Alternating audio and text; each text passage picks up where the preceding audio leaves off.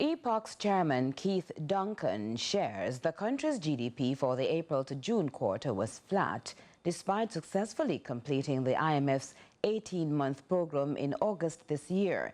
He also notes inflation is steadily falling within the central bank's targeted range of 4 to 6%, and reasons Hurricane Beryl will further slow growth in critical economic drivers like agriculture. Here's Nika Lewis with a report. She reports on the EPOC's latest quarterly briefing.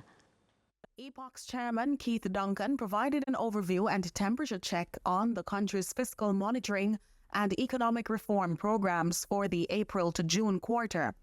These were among his findings. When we look at the economy now, and this is where we have some concern, real GDP was relatively flat at 0.1% for the April to June 2024 quarter, right? And this at 0.1%.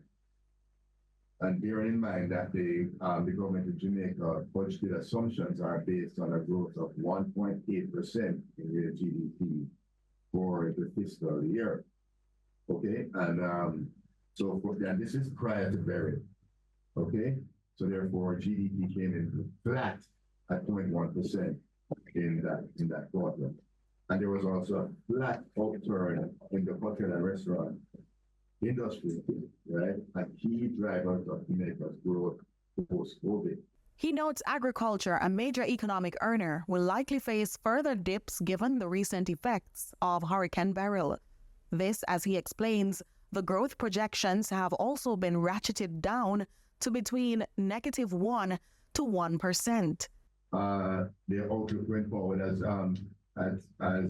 Jamaica's growth projections have been reduced from 1.8%, so as we just discussed, lower projections for growth in 2024-25, that we see that will have impact on the fiscal, monetary, and policies of the government of Jamaica and Bank of Jamaica.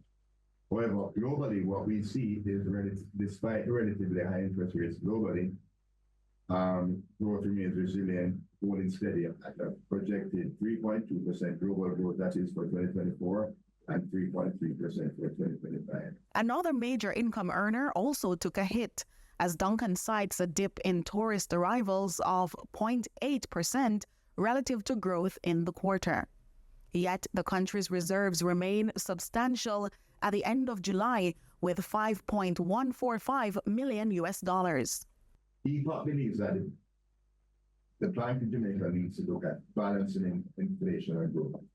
The Bank of Jamaica is quite focused on inflation targeting, but we believe that the BOJ's mandate could possibly take into consideration balancing inflation targeting with the growth dynamics of the economy, especially given that Jamaica has a little margin for erosion of growth as the economy normalizes its long-term growth rate of 1 to 2%.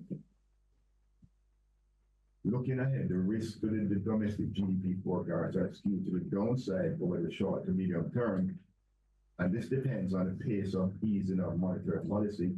Meanwhile, Duncan says the long-awaited supplementary estimates could come sometime between September and October to help plug the holes, including those caused by Beryl. Nika Lewis, CVM News.